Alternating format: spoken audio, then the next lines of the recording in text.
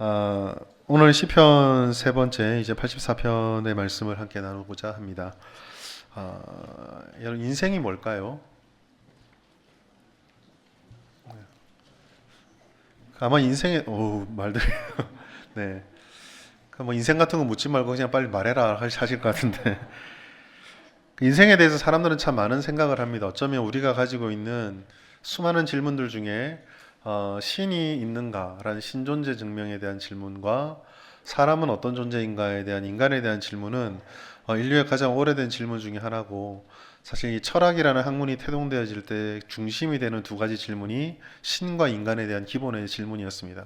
아마 평생에 우리가 이 질문에 답을 하고 살 텐데, 참 인생에 대해서 물으면 뭐 이런저런 얘기도 많이 하고, 어떤 사람은 뭐 인생 뭐 있냐 그냥 사는 거지라고 이야기도 해요. 인생이 무엇인가라는 질문에 여러 가지 답이 있는데, 아마 여러분 이런 얘기도 들어보셨을 겁니다. 인생은 여행이다. 인생은 소풍이다. 아마 가보지 못한 곳, 느껴보지 못한 것, 경험해보지 못했던 것들을 경험해가며 맛봐가며 살아가기 때문에 마치 그 설레임과 두근거림을 묘사하기 위해서 그렇게 했을 거라고 생각이 됩니다. 그런데 사실 우리는 참 무슨 말인지는 알겠지만 소풍 같진 않아요. 그죠?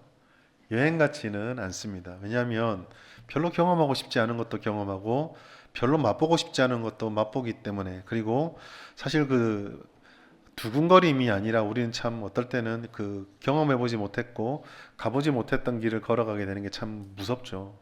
두렵고 걱정과 염려가 있습니다.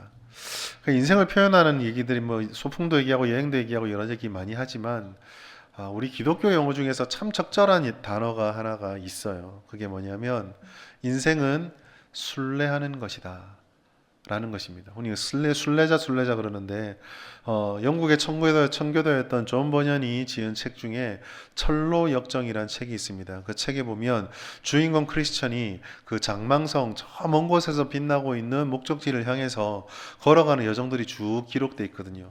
그 길을 한마디로 표현하면 순례라고 표현할 수가 있습니다.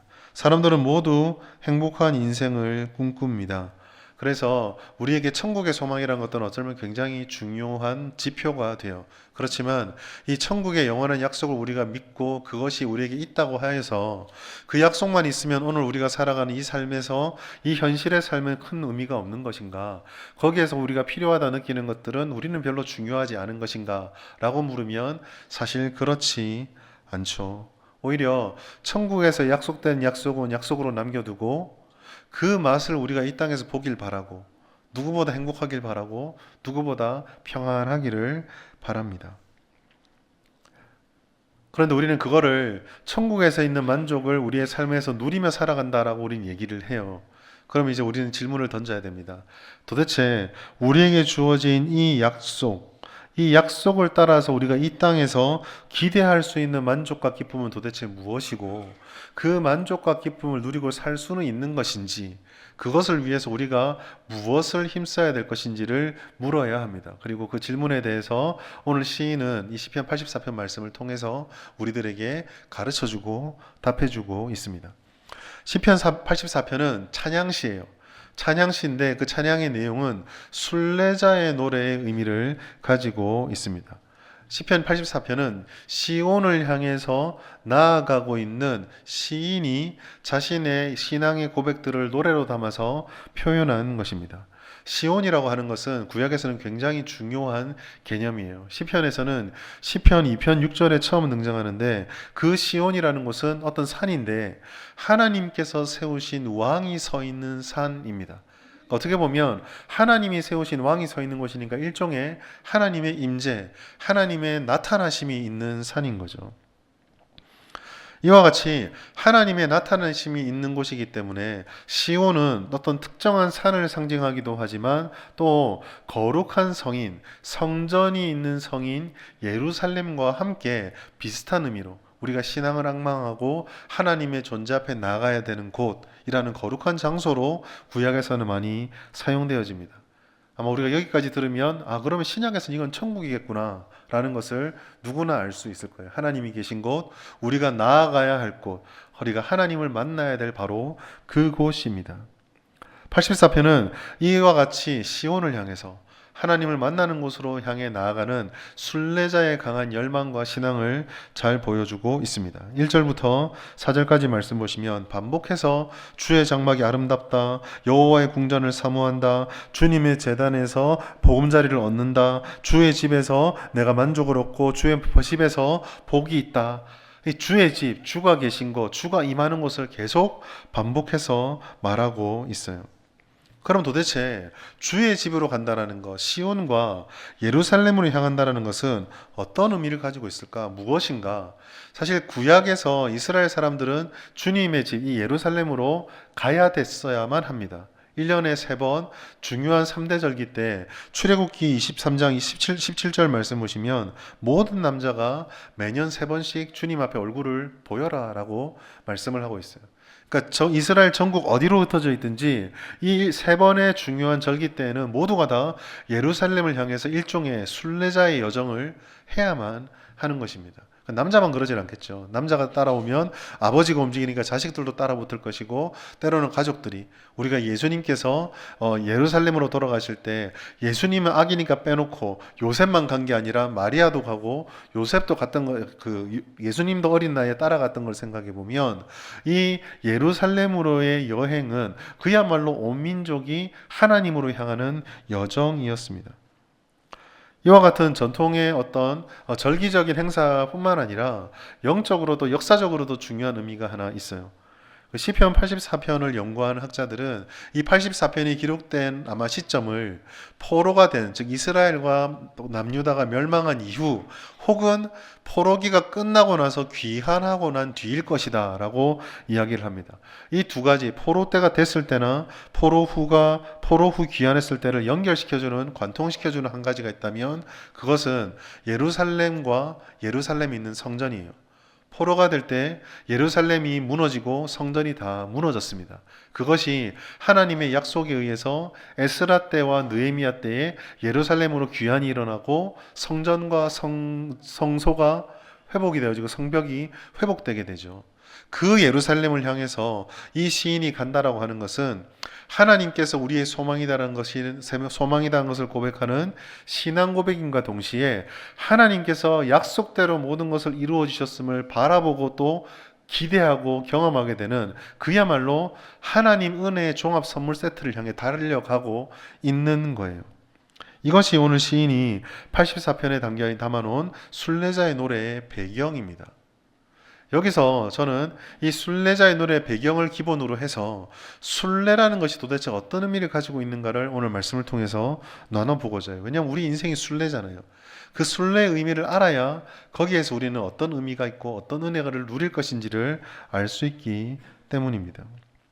여러분, 우리는요, 이 순례가 시온과 예루살렘으로 향한다라는 이 틀 안에서 이게 도대체 무엇을 의미하는지, 그 행위가 어떤 의미가 있는지, 그 행위가 가르치고 있는 게 무엇인지를, 가리키고 있는 게 무엇인지를 알아야 해요.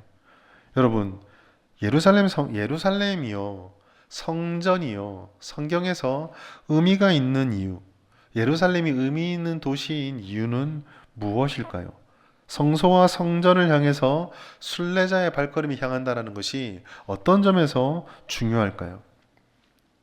어떻게 들리실지 모르겠지만 사실요, 예루살렘이라는 도시는요, 그 자체로는 아무 의미가 없어요. 성소와 성전도 마찬가지입니다. 건물 그 자체로는 어떤 의미가 있는 것이 아닙니다. 이것은 제가 한 말이 아니고요, 솔로몬이 한 말이에요. 열왕기상 8장 27절 말씀 같이 한번 읽겠습니다. 시작. 하나님이 참으로 땅에 거하시리까 하늘과 하늘들의 하늘이라도 주를 용납하지 못하겠거든. 하물며 내가 건축한 이 성전이오리까. 황금으로 치장하고 수많은 아름다운 것들로 치장했던 성전이지만 그 성전은요, 그 자체로 뭔가 특별한 것이 있다 없다? 없다고 말해요. 하나님을 담을 수가 없어요. 하나님을 담을 수가 없습니다. 여러분, 우리는요, 잘못된 것에 지나친 의미를 부여하는 것에 대해서 조금 경계할 필요가 있습니다. 모든 것이 다 의미가 없다, 마치 초월해가지고 다 쓸데없고 그냥 하나님만 있으면 돼요.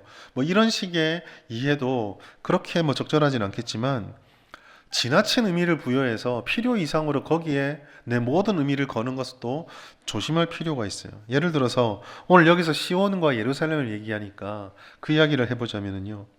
예수님께서 인간의 몸을 입으시고 하나님인 예수님께서 이스라엘과 예루살렘에 오셨다. 인간으로 예수님이 오신 곳이 그곳이다. 라는 역사적 사건의 의미로서 예루살렘과 이스라엘은 의미가 있습니다. 동의합니다.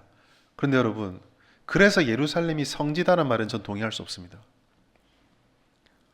왜 예루살렘이 성지죠? 그러면 그 예루살렘 빼고 나머지 도시는 다 험지인가요? 솔로몬은요, 이 아름다운 성전을 짓고도요, 그 성전이 핵심이 아니라고 말씀하고 있습니다. 그럼 핵심이 뭐냐? 지금 이스라엘을 향해서 나아가는 이 시인이 시온을 얘기하고 예루살렘을 얘기하고 성전을 얘기하는 이유는 거기 성전이 좋은 곳이고 예루살렘이 성지이고 시온이 아름다운 도시라서가 아니에요. 그곳에 뭐가 있기 때문에? 하나님의 임재가 있기 때문입니다. 하나님의 임재가 있는 곳이기 때문에 그곳을 갈망하는 거예요. 1절부터 4절까지 반복하는 그 노래 속에 등장하는 장막, 궁전, 제단, 집 이런 것들이요. 그 단어 자체로는 그러한 건물 자체로 그러한 존재 자체로는 큰 의미가 있는 게 아니에요. 흔한 겁니다. 어디나 다 있는 거예요. 이런 것들이 특별한 의미를 가지는 이유. 주의 장막이 되어서 의미가 있고 주님의 궁전이 되고 주님의 제단이 되고 주님의 집이 돼서 의미를 가지게 되는 이유는 집과 장막과 궁전과 제단의 문제가 있는 것이 아니라 의미가 있는 것이 아니라 여호와 하나님에게 의미가 있기 때문이에요. 이것은요 모세의 경험에도 동일하게 드러납니다. 호렙산에서 가시떨기나무에 불꽃이 임한 것을 바라보며 모세가 그곳을 향해요. 그때 모세를 향해서 하나님께서 하신 말씀입니다. 출애굽기 3장 5절 내가 선 곳은 거룩한 땅이니. 여러분 호렙산이라서 거룩한 겁니까? 아마 그 땅은요 그 이전에 수많은 사람들이 수없이 지나갔을 거예요. 근데 왜 이때가 거룩해졌을까요? 지금 이 자리에 여호와께서 계시거든요. 하나님께서 계시기 때문에 거룩한 곳이 되는 겁니다. 산은요, 그저 산에 불과합니다. 시인은요, 그래서 이 노래를 통해서 우리들에게 하나님에 대한 갈망을 우리들에게 던져주고 있는 거예요. 순례의 의미를 그렇게 말하고 있는 겁니다. 즉, 다양하게 표현했지만 이것을 의미적으로 해석해서 쏟아놓으면 이런 얘기예요. 하나님이 나의 전부입니다. 하나님이 나의 힘이고 소망이고 보호할 곳이고 나의 복이고 내 사랑이고 내 전부입니다. 이 이야기를 주의 집, 주의 장막, 시온이여, 예루살렘이여, 성전이여 라고 노래를 하고 있는 거예요. 이렇다라고 한다면 신앙의 의미를 우리는 이제 조금 더 명확하게 규정할 수 있어요. 여러분 신앙이 뭘까요? 신앙의 순례라는 것이 도대체 무엇입니까? 이렇게 정리할 수 있을 것 같습니다. 우리가 같이 한번 읽어볼까요? 시작. 신앙의 순례는 하나님께로 더 가까이 나아가는 과정이다. 저 순례라는 단어가 있으니까 좀 불편할 수 있는데 그냥 쉽게 말하면 신앙생활이 뭐냐? 라고 누가 물으면 우리는 이렇게 대답할 수 있어요. 오늘 시편 84편의 내용대로라면 신앙생활은 주님께로 가까이 나아가는 과정이다. 주님께 더 가까이 다가가는 모든 과정이 신앙생활이다 라고 말할 수 있습니다. 그렇기 때문에 오늘 이 본문을 바라보면서 우리가 고민해야 될 것은요, 지금 내가 하나님과의 거리가 어떻게 되어 있느냐, 이 측정에 대해서 고민해 보셔야 해요. 여러분, 사람들과 우리와 하나님의 거리를 우리는 조심하게 그리고 자주 살펴야 합니다. 왜냐하면요, 사람은 가장 소중하게 여기고 필요하게 여기는 것을 가까이 두기 때문입니다. 여러분께 한번 물어볼게요. 여러분 주무실 때 베갯잎에 머리맡에 뭐 두고 주무세요? 성경을 두고 주무시는 분 손 들어 보십시오. 자, 휴대폰 손 들어 보십시오. 우리는 휴대폰 이만큼 소중하게 생각하는 거예요. 알람이 있으니까 아니, 알람이 아니죠. 무슨 말입니까? 본능적으로 가까이에 내가 소중하게 여기고 필요하게 여기는 걸 두는 것은 사람의 본능이에요. 여러분, 이 옛말에 원수를 가까이 하고 원수를 친구로 삼아라 이런 말이 있잖아요. 이 말은 불편한 관계일수록 가까이 두는 것이 지혜다라는 말도 되는데 뒤집어서 생각해 보면 사람이 원수를 가까이 두고 싶어요? 안 두고 싶어요? 안 두고 싶어 하는 거, 싫어하는 건 가까이 안 둔다라는 겁니다. 소중한 것만 가까이 둔다라는 거예요. 그러면 여러분, 우리는 하나님을 소중하게 여긴다고 한다면 당연히 물어야죠. 지금 나와 하나님과의 관계는 어떻습니까? 하나님과 나의 관계는요, 두 가지로 생각해 볼 수 있을 것 같아요. 첫 번째는요, 물리적 거리입니다. 여러분, 물리적 거리도 굉장히 중요한 거예요. 아무리 입으로 내가 소중하다고 얘기를 할지라도 물리적으로 가깝지 않으면은 소중하게 여기는 게 아닐 수도 있어요. 그럼 하나님과 우리의 물리적 거리는 도대체 어떻게 측정할 수 있을까? 보이지 않는 하나님은 잘 보이지 않지만 우리는 이 물리적 거리를 신앙생활이라는 걸 통해서 조금 바라볼 수는 있어요. 예배, 그 신앙생활에 중요한 5가지 축이 있습니다. 예배, 말씀, 기도, 봉사와 섬김, 그리고 성도의 교제. 보통 이 5가지는 신앙생활의 중요한 축이라고 얘기하고 신앙생활에서 일어나는 모든 훈련들은 다 이 5가지 축을 중심으로 이루어져요. 우리가 하나님과 이 5가지 부분에서 얼마만큼 내가 이것을 친숙하게 하고 있고 내가 이것과 얼마나 열심을 내고 있는가가 하나님과 나와의 물리적 거리를 보여주는 것이 되는 거예요. 몇 가지 질문들이 유용할 수 있어요. 나는 예배를 사모하고 기다리고 있는가? 잘 나온다 못 나온다가 아니라 반복되어서 나오는데 무리가 없지만은 그 예배를 내가 사모해서 나오는 건지, 아니면 주일이니까 그냥 의당 옷 챙겨 입고 그냥 나오는 것인지, 혹은 내게 다른 중요한 문제가 생기면 선택할 수 있는 선택의 문제를 여기고 있지 않은지, 이런 것들을 우리가 질문하면서 하나님과 우리의 거리를 생각할 수 있다는 거죠. 말씀과 기도의 필요함을 부정하지는 않습니다. 그런데 내 일상에서 가장 중요하게 우선순위가 되어서 어떤 일이 있더라도 말씀 생활, 기도 생활은 먼저 하는 것인지, 아니면 내 생활의 변화에 따라서 가장 먼저 정리될 수 있는 것이 말씀과 기도라면 나는 주님과 멀어져 있는 거예요. 지금 봉사도 마찬가지겠죠. 우리를 위해서 피 흘리고 우리를 섬기기 위해서 이 땅에 오셨던 예수님을 생각한다면, 그리고 그 예수님께서 교회와 공동체를 만드신 걸 생각한다면, 내가 가지고 있는 시간, 물질, 나의 어떤 육체 건강, 그리고 성도들과의 교제 관계 속에서 내가 섬기고 그 관계 맺는 것을 어떻게 하고 있는 것인지를 보면 하나님과 나의 거리가 보여진다라는 거예요. 여러분, 지금 우리는 하나님과의 거리가 어떻습니까? 중요한 것은 이 물리적 거리들보다도 더 중요한 것은요, 이 마음의 거리, 이 마음을 통해서 이 거리를 또 볼 수 있다라는 거예요. 사실 물리적 거리가 이 시각적으로 보여질 수 있는 것이기도 하지만 더 중요한 것은 이러한 태도와 행동을 만들어내는 우리 마음 속에 있는 진심과 본심이에요. 그래서 솔로몬은요, 무엇보다 우리의 마음을 지키는 것이 중요하다고 말씀했습니다. 잠언 4장 23절 말씀 보시면 모든 지킬 만한 것 중에 더욱 내 마음을 지키라 라고 말씀을 했어요. 그런데 이 마음을 지키는 문제에 있어서 조금 우리가 경각심을 가져야 될 말씀이 하나 있습니다. 그것은 예수님께서 우리에게 주시는 이 마음의 상태예요. 마태복음 15장 8절 말씀 우리 같이 한번 읽겠습니다. 시작. 이 백성이 입술로는 나를 공경하되 마음은 내게서 멀도다. 아멘. 정말 수도 없이 읽었던 말씀이에요. 입술로만 주를 공경하고 마음을 머는 이 이중성, 진심이 없으면 안 되는구나, 그렇게 이해를 많이 하죠. 오늘 시편 말씀을 보면서 이 말씀을 묵상하다가 좀 저는 충격을 받았습니다. 왜 충격을 받았을까요? 보통 사람들은요, 아까도 좀 전에도 제가 말씀을 한번 잠깐 했는데, 사람이 행동이라는 것은 결국 사람의 마음이 반영돼서 나타나는 거잖아요. 그래서 우리는 저 사람의 마음은 모르고 진심은 모르겠지만 저 사람의 저렇게 하는 행동을 보니까 저 사람의 진심은 이럴 것이다 라고 생각을 하고 그렇게 나름대로 신념을 가지고 믿습니다. 그런데요, 예수님 말씀 뭐예요? 이 백성이 입술로 나를 공경하되 예배도 안 빠지고 말씀도 꼬박꼬박 읽고 기도도 안 빠지고 봉사도 죽도록 하고 성도의 교제도 열심히 하는데 어쩔 수가 있다고요? 마음은 내게서 멀 수가 있다는 거예요. 겉으로는 괜찮아 보이는데, 겉으로는 그럴듯해 보이는데, 심지어 겉으로는 세상 누구보다 신앙생활을 열심히 하는 것처럼 보이는데 마음이 하나님에게서부터, 예수님에게서부터 멀 수가 있다라는 거예요. 그럼 우리는 왜 이렇게 멀어지게 될까?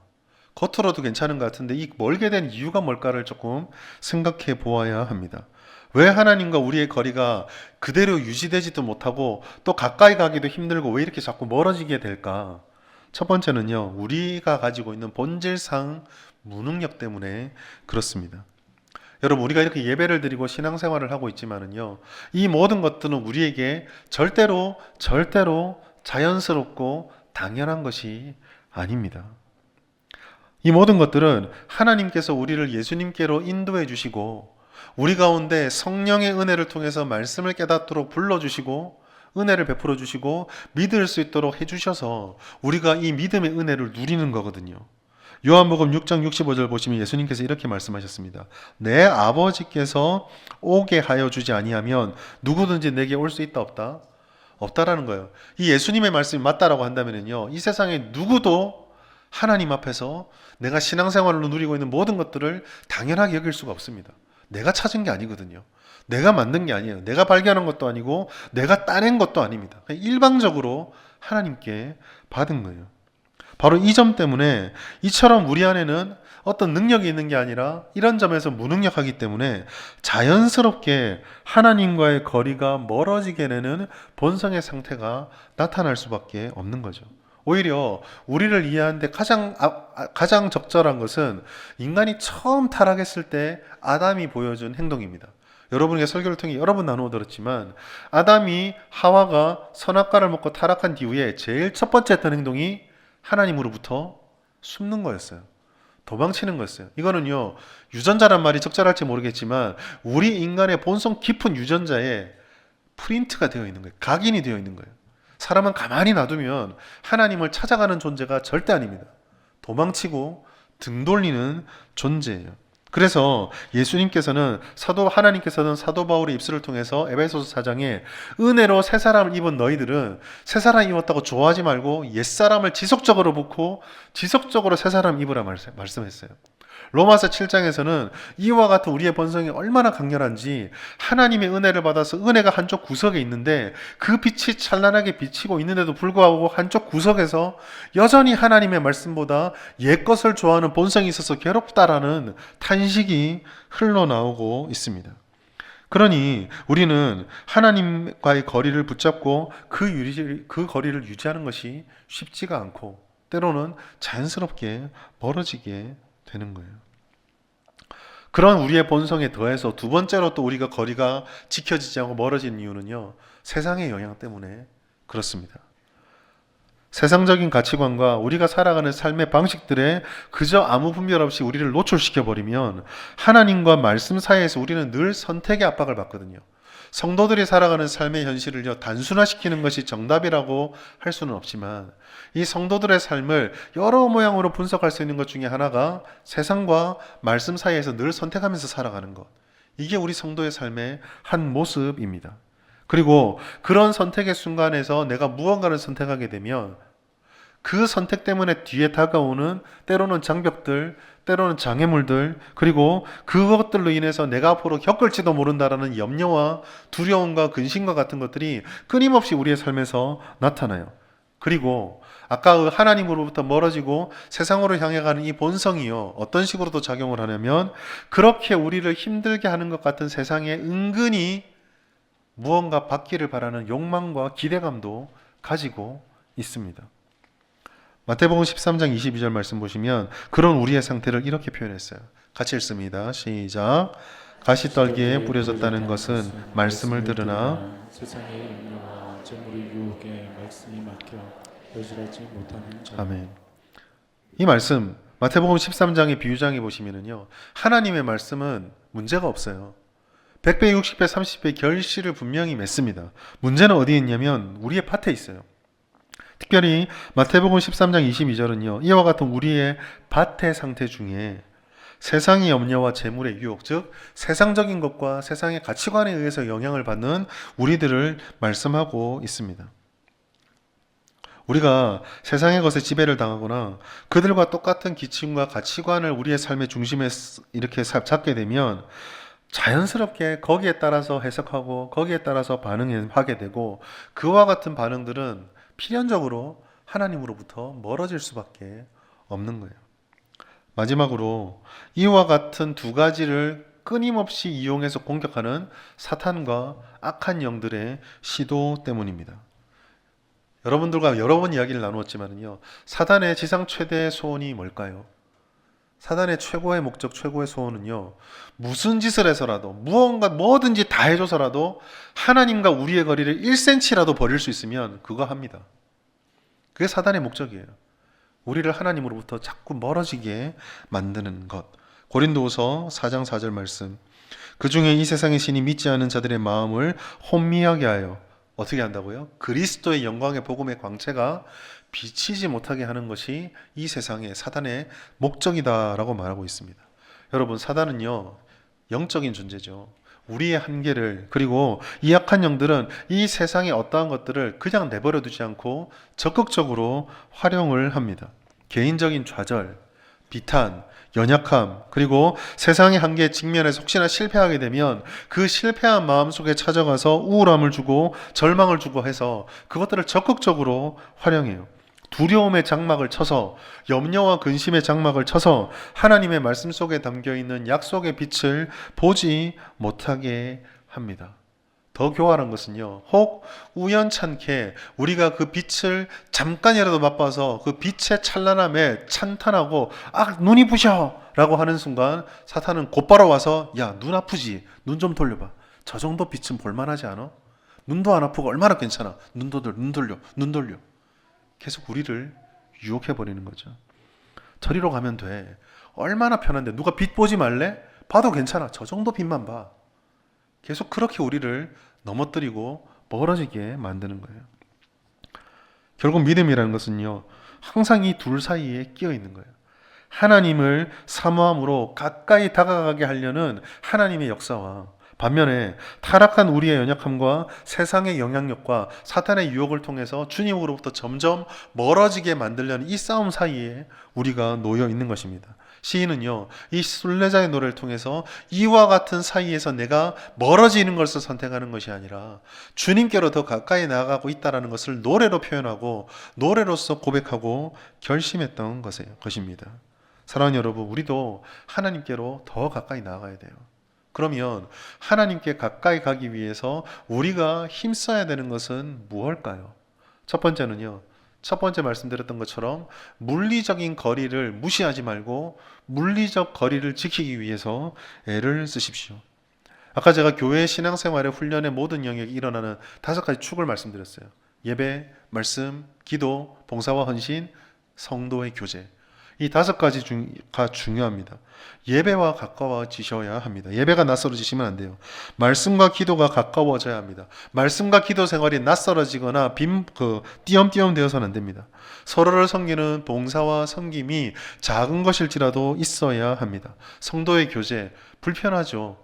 때로는 내가 뭔가를 희생하는 것이 쉽지 않을지 모르나 교제는 일종의 훈련인과 동시에 또한 우리가 하나님의 복을 누리는 큰 은혜와 특권입니다. 6월 14일 우리는 교회 청소하는 거예요. 이건 어떻게 보면 봉사와 섬김과 성도의 교제가 함께 일어나는 좋은 기회예요. 함께 와서 교회 작은 것을 위해서 봉사하고 또 함께 와서 성도가 그렇게 함께 땀 흘리는 거 바라보면서 하하호호 웃고 물 한 잔 나눠 마시고 이런 것들.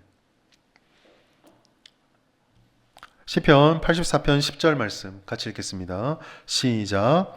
주의 공정에서의 한날이 다른 곳에서의 첫날보다 나은 줄 악인의 장막에 사는 것보다 내 하나님의 성전 문지기로 있는 것이 좋사오니. 아멘. 시인은요, 주님의 앞에 있는 하루가 다른 곳에서 첫날보다 낫다 그래요. 성전 문지기로 있는 게, 문지기면 제일 하찮잖아요. 그게 너무 좋다라고 이야기를 합니다. 시인은요, 그 앞서서 6절의 말씀과 이런 것을 통해서 우리가 살아가는 삶의 길이 눈물골짜기를 지나는 힘든 길이라고 이야기를 해요. 근데 시인은요, 그런 상황에 굴복하지 않습니다. 하나님께서 그런 상황에도 우리 가운데 복을 주시는 분이시고 하나님께서 우리에게 주시는 가장 은혜로운 분이시라는 것을 믿으면서 그 앞에 달려가고 있는 거예요. 여러분, 문제는요, 빈도와 우리가 가지고 있는 삶의 고민들, 눈물 골짜기의 깊이나 강도나 횟수가 중요한 게 아니에요. 어떤 길을 가든 어떤 모습으로 가 있든 무엇을 경험하든 우리에게 중요한 것은 하나님과의 거리, 하나님과 누구와 함께 그 길을 걸어가고 있는가, 이것이 굉장히 중요한 겁니다. 5절에 보시면은요, 시온의 대로가, 마음의 시온의 대로가 있는 자가 복이 있다라고 말씀하고 있어요. 눈물 골짜기가 사라졌습니까? 그대로 있습니다. 그런데 마음속에 그 골짜기를 마음에 모신 하나님과 동행하며 걸어가는 이에게 대로가 열려지게 되는 거예요. 하나님을 향하고 있을 때, 그 앞에 있을 때 주님과의 물리적 거리가 좁혀져서 하나님 앞에 서 있을 때가 바로 우리의 소망이고 돌파의 열쇠라는 것을 우리에게 말씀해 주고 있는 거예요. 이거를 10절이요 시적으로 표현한 거예요. 주님과 가까워지는 게 너무 좋아요. 이거를 두 단어로 주님과 하루 있는 게 더 좋습니다. 주님 성전 문지기라도 좋으니까 내가 주가 있는 게 좋습니다 라고 노래로 표현한 겁니다. 사랑하는 여러분, 하나님과 가까이함을 통해서 우리 인생은 진정한 의미와 기쁨을 발견할 수 있고 또 그것을 누릴 수가 있어요. 아무것도 예측할 수 없고 장담할 수 없는 순례의 길이지만 그 아무것도 알 수 없는 것을 다 아시는 분이 하나님이시고 아무것도 예측할 수 없는 그 길을 모든 것을 아시는 분이 바로 우리 하나님이세요. 그 하나님께서 우리를 얼마나 사랑하셨는지요. 예수님을 보내셔서 대신 우리를 위해서 죽게 하셨거든요. 그 완전한 사랑을 우리가 누리게 되는 이 하나님 앞에 나가는 5가지의 물리적 거리, 이게 가까워질수록 우리는 하나님의 은혜를 누릴 수밖에 없고 또 그 빛으로 충만할 수 있게 되는 거예요. 여러분, 멀어지면은요 불안해집니다. 멀어지면은 흔들려요. 멀어지면은 요동하는 인생이 됩니다. 특별히 영적으로 이 멀어짐을 처음부터 잡아야 되는 이유가 있어요. 뭐냐면 하나님의 은혜를 처음 받았던 심령이 거리가 멀어짐을 느끼면은요 초반에는 불안해합니다. 근데 이 영적인 메커니즘이 되게 무서운 게요. 처음에 불안하던 사람이 일정 거리 이상 계속 멀어지잖아요. 그러면 안 느껴져요. 그때부터. 내가 지금 하나님이 볼 때 너무 불안해서 안타까워 죽겠는데 나는 몰라요. 괜찮은 줄 알아요. 잘 사는 줄 알아요. 그렇지 않습니다, 여러분. 하나님과 가까워지기에 애를 쓰십시오. 많은 분들이 마음만 진실하면 되는 것 아니냐. 물론 여러분, 마음 진실해야죠. 그러나 하나님께 진정 진실하다고 말하면서 하나님이 주신 은혜의 방편을 자기 임의로 정의하고 자기 뜻대로 활용할 수 있을까요? 여러분의 사랑하는 누군가가 난 널 너무 사랑해 라고 말하는데 내 물건도 소중하게 여기지 않고 내 취향도 존중해 주지 않고 내 말도 귀담아 들어주지 않고 자기 마음대로 나게 대한다. 여러분, 그 사랑이 믿어지십니까? 진실한 마음은요 순종의 행동으로 증명되어집니다. 하나님과의 물리적 거리를 좁히십시오. 여기에 더해서 우리는 하나님의 도우심을 구해야 합니다. 왜냐하면 다시 처음 말씀드렸던 것처럼 우리의 본성은 하나님과 가까워지는 게 익숙한 게 아니라 멀어지기에 익숙하고, 우리가 하나님께 가까워지려고 하면 공격하는 사단의 공격과 세상의 힘들을 우리 힘만으로 이겨낼 수 없기 때문이에요. 그것을 오늘 시편 84편 9절에 시인이 노래하고 있습니다. 84편 9절 다시 한번 읽겠습니다. 시작. 우리 방패이신 하나님이여, 주께서 기름 부으신 자의 얼굴을 살펴보옵소서. 아멘. 여러분, 저는 이 말씀이요 이번 주 설교 준비하면서 저를 두렵게 했던 것이 아까 마태복음의 그 말씀이면 가장 은혜를 주셨던 말씀이 이 말씀이에요. 어떤 점에서 그런가? 겉으로 보면은 주께서 기름 부은 자의 얼굴을 도와주십시오, 살펴주십시오 라고 하는 기도의 간구로 보여집니다. 하나님, 나 좀 지켜주세요. 하나님, 나 좀 도와주세요. 이것도 은혜죠. 그런데 저의 눈을 사로잡은 것은요 주께서 기름 부으신 자의 얼굴입니다. 왜냐하면요 우리는 우리 머리에 스스로 기름 못 붓거든요. 내가 기름 부은 게 아니에요. 도대체 내가, 이 시인이 어떻게 기름 부으신 자가 되었을까요? 답은 하나밖에 없어요. 하나님의 은혜예요. 하나님께서 은혜를 부어주신 거예요. 저는 이 고백을 들으면서요 시인의 말이 아니라 하나님의 선포로 들렸어요. 야, 방패 달라고, 살펴봐 달라고, 너 힘들지? 그런데 너가 누군지 알아야 돼. 나는 너를 나의 영혼의 기름을 부어서 구원한 나의 백성이야. 우리식으로 표현하자면 내가 너를 위해서 예수를, 나의 아들을 피 흘리게 하고 그 피로 너를 기름 부어줬어. 방패 필요해? 내가 내 아들을 줬는데 방패를 못 줄까 보냐? 살려주길 바래? 내가 내 아들을 죽여서 너의 영혼을 구했는데 이 땅에 걸어가는 너희들이 하나님과 가까워지는데 도와달라는데 그 도와줄 거 안 도와줄 것 같아? 걱정하지 마. 저는 그렇게 들렸어요. 여러분, 기도가 이런 것이에요. 여러분, 기도는요, 우리가 무언가를 애써서 획득하려고 하는 것이 아닙니다. 이미 하나님께서 우리의 방패예요. 이미 하나님께서 우리를 살려주신다 약속하셨어요. 실패하고 좌절하고 어디까지 걸어갈지 몰라서 한 걸음을 뛸까 말까 고민하고 있는 우리에게 하나님께서는요, 이 디딜 엄두조차 나지 않은 우리들을 향해서 힘내라, 걱정하지 마라, 내가 반드시 도와주겠다, 반드시 앞으로 나가게 하겠다, 내가 결코 너 혼자 걸음 뛰게 놔두지 않겠다 라고 말씀해 주시는 겁니다. 우리가 보지도 못하고 생각하지도 못하는 더 큰 은혜가 우리에게 있다라고 말씀해 주시는 거예요. 그래서 사도 바울은 이걸 깨닫고요, 에베소 교회를 향해서 기도할 때 이렇게 기도했습니다. 에베소서 3장 20절 말씀 같이 읽습니다. 시작. 우리 가운데에 역사하시는 능력대로 우리가 구하거나 생각하는 모든 것에 더 넘치도록 능히 하시니. 아멘. 사도 바울이 깨달은 게 뭐예요? 우리가 기도했는데 기도한 게 응답되는 게 아니라 어떻게 응답하신다고요? 더 넘치도록 능히 하실 이에게. 시편 33편 15절은 34편 15절은요.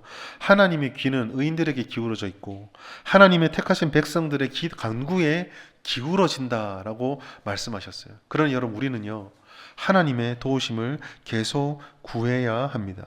하나님께서는요, 우리를 기다리고 있어요. 우리는 잊을지 모르겠지만 하나님으로부터 멀어지더라도 하나님은 언제나 우리를 기다리고 있습니다. 요한계시록 3장 20절 말씀을 기억하십시오. 거실에서, 침실에서, 식당에서 배부르게 등 따시게 편하게 누워있을 때 언제나 그 문을 두드리면서 다가왔던 분은 우리가 아니라 하나님이셨어요. 주님의 백성을 보호하신다고 하셨습니다. 그러니 우리는 주님께 도우시는 기도를 구하십시오. 여러분, 기도에 힘을 쓰시고 우리 교회가 기도에 조금 더 애를 쓰셨으면 좋겠습니다. 주일 새벽고요, 새벽뿐만 아니라 금요 생명 기도회 또 합심 기도팀 각자 모여서 우리의 기도가 회복되어야 돼요. 예수를 보내셔서 그 약속을 성취하신 하나님께서 도움이 필요해? 이야기를 해. 도와줄게. 내가 그 약속을 이루어 줄 거라고 말씀하고 있습니다. 사랑하는 여러분, 오늘 하나님께서는 우리를 기다리신다고 말씀하고 있어요. 처음 설교 제목을 정할 때 처음 제목은 가까이였습니다. 그러나 묵상할수록 가까이가 한 번이 아니라 끊임없이 계속 가야 되는 더 가까이의 신앙이 되어야 되는구나를 깨닫고 더 가까이로 바꾸었어요. 사랑하는 여러분, 지금 나와 하나님과의 거리를 좁히십시오. 물리적으로 좁히시고 영혼으로 좁히십시오. 그리고 하나님께 나아가는 우리의 발걸음을 방해하는 모든 어려움을 들고 주님께 나아서 하나님의 기름 부음 받은 자, 성령의 은혜를 받은 내가, 하나님의 성도, 하나님의 자녀인 제가 여기 있습니다. 우리의 방패가 되어주시고 우리의 도움이 되어주셔서 우리가 이 도저히 어디로 갈지도 모르는 이 걸음을 주께서 인도해 주십시오. 제가 첫 걸음을 사력을 다해서 딛겠습니다. 그러면 그 다음 걸음, 그 걸음 하나님 동행하여 주십시오. 그렇게 기도하십시오. 그러면 하나님께서 오늘 우리에게 약속해 주신 것처럼 가까이 품어주실 뿐만 아니라 문을 두드리셨던 그 하나님이 우리의 마음의 문을 열고 우리 순례의 길을 함께 걸어가 주실 것입니다. 우리가 이 사실을 믿으며 하나님의 자녀로서 누리는 동행함의 역사, 주와 함께 걸어간 은혜를 누려서 이 믿음의 길을 넉넉히 감당해내시는 우리 모든 성도님 되시기를 예수님의 이름으로 축복합니다.